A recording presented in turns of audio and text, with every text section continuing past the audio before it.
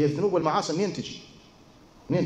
هسه مرة واحد يقول الذنوب والمعاصي من الشيطان، من وسوسة الشيطان، وكثير هذا سامعين من بعض الناس يقول الذنوب والمعاصي هي من الشيطان، فما دام أنه أكو شيطان يعني أكو معصية.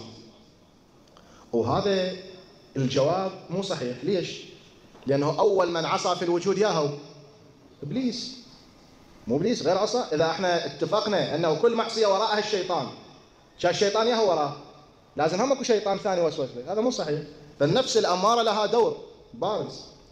زين، التقوى أن تكف عن الذنوب، أن تكف عن المعاصي. هاي الذنوب والمعاصي منين تجي؟ شلون؟ كيف الإنسان أن يتغلب عليها؟ طريقة بسيطة حتى نضع أيدينا على الجراح، نعرف شلون نتعامل، نعالج أنفسنا على الأقل. شلون تجي؟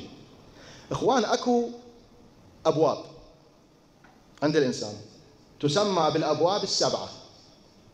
هاي الأبواب السبعة هي التي يستخدمها الإنسان للمعصية، غيرها ما في.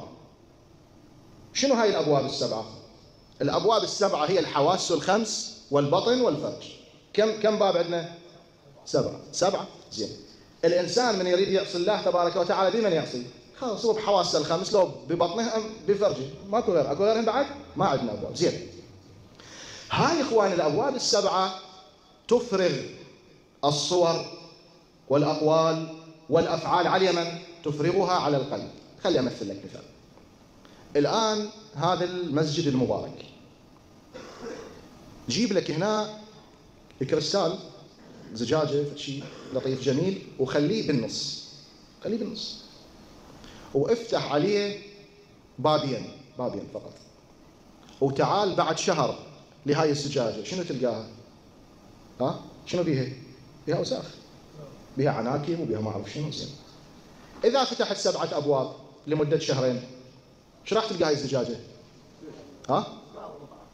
صايرة عبارة عن تراب، يعني حتى معالمها تقريبا ضايعة. زين، إذا استمر فتح الأبواب ذن كلهن لمدة 10 سنوات، شنو تلقى الزجاجة؟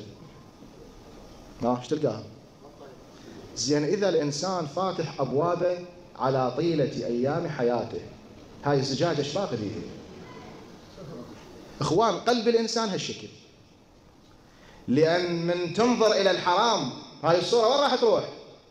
تروح للقلب. تسمع الحرام، الصورة وين راح تروح؟ للقلب. زين، تلمس الحرام، الصورة وين راح تروح؟ تاكل الحرام، الصورة وين راح تروح؟ فكلهم ذن ايش راح يسوون؟ راح يشكلن حجاب، أو راح يشكلن جرم على اليمن. هذا الجرم يشكلن جرم على القلب.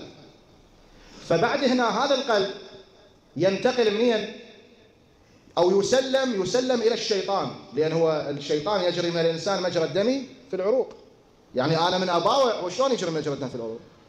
غير من أباوع يدخل الشيطان، ومن أسمع يدخل الشيطان، ومن كذا يدخل الشيطان من هاي الأبواب. زين، فبما أنه الشيطان الآن أصبح له هذا العرش اللي الإمام الصادق سلام الله تعالى عليه يقول القلب عرش الله، القلب عرش الله، فلا تسكنوا، أو بيت الله فلا تسكنوا في بيت الله غير الله.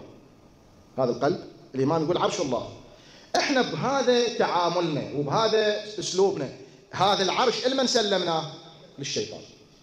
هنا الشيطان راح يتربع على من يتربع؟ على هذا العرش أو على هذا القلب. يعني مثلا البعض يقول أنا عيني ما أقدر أغضها، ولساني ما أقدر ألزمه. صحيح لو مو صحيح؟ ترى بيه نسبة من الصحة. تعرف ليش؟ لأن هذا القلب تربع عليه ياهو الشيطان، فصار يبث أحكامه لمن؟ يعطي إعازات للعين، للأذن، لليد، للبطن، للكذا، أنت تشتغل كذا وأنت تشتغل كذا، هيك.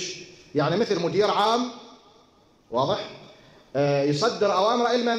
إلى الدوائر المنتمية إليه. هذا مدير عام، إجا الشيطان تربع عليه، فصار شنو؟ يصدر أحكامه، يصدر ما يريد لمن؟ لأعضاء البدن اللي هي للحواس الخمس. الإمام أمير المؤمنين سلام الله تعالى عليه في نهج البلاغة، طبعا هاي خطبة مؤلمة وخطرة، يعني يتكلم عن ذم أصحاب الشيطان. تدري شو يقول؟ شوف الإنسان أحيانا ينتقل من مرحلة إلى مرحلة من حيث لا يشعر، من حيث لا يعلم. يقول لقد نطق الشيطان بألسنتهم. عجيب. الشيطان صار ينطق بلسانه. ليش؟ لأنه هو قاعد بصدره. يقول لقد نطق الشيطان بألسنتهم ونظر بأعينهم وسمع بآذانهم. يا هو الشيطان. وسمع بآذانهم ودب ودرج في حجورهم وفرخ وباض في صدورهم فاتخذوه لهم ملاكا واتخذهم له شراكا. يعني الإنسان هنا راح يتحول إلى شيطان بسبب ماذا؟ بسبب أنه هاي الأبواب سلمها لمن؟ سلمها للشيطان. الشيطان صار يستخدمها. فالبعض من يقول أنا عيني ما أقدر ألزمها. ليش؟ أكو محرك داخلي، أكو محرك، أكو محفز يريدك أن تنظر. الحل شنو؟ شنو الحل؟ الحل أنه عندنا مشكلة. إحنا هاي المشكلة اعتادينا، يعني وصلنا إلى مرحلة الاعتياد.